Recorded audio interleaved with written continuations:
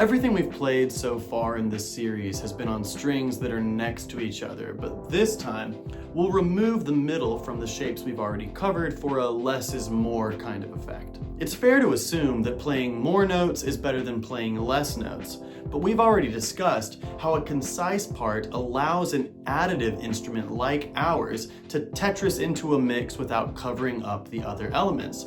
That's kind of where we're going with the shapes that we'll cover this time. By removing the middle voice from a chord, we create another window of sorts for the existing elements in the mix to be heard, and usually we benefit from an additional free finger that we can use to add melodic movement. When we're playing triads, the different orientations of notes in the same chord will lend themselves to different non-adjacent harmonies, different relationships between the strings that aren't next to each other, the outside notes.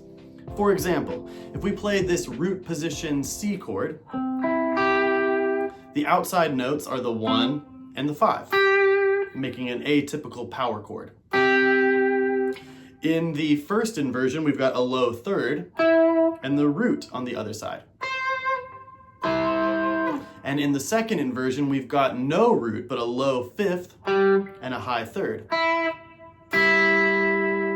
Now, obviously, the power chord is a fifth interval, but the two inverted shapes are going to create major and minor sixth intervals, depending on how far apart they are from each other.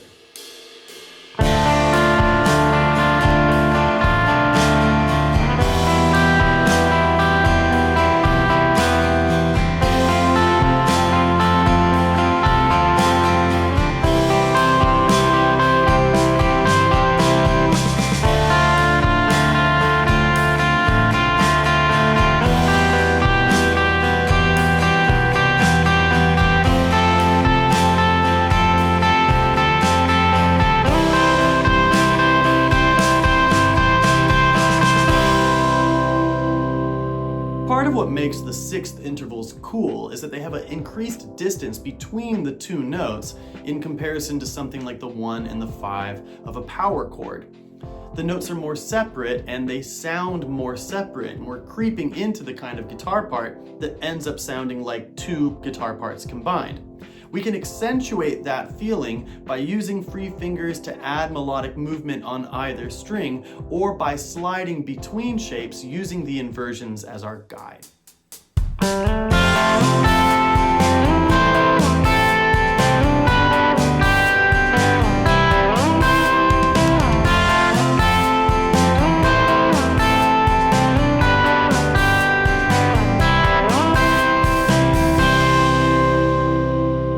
Done with this series.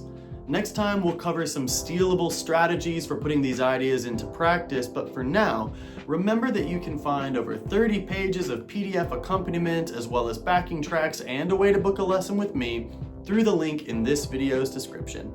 I'll see you next time, if not sooner.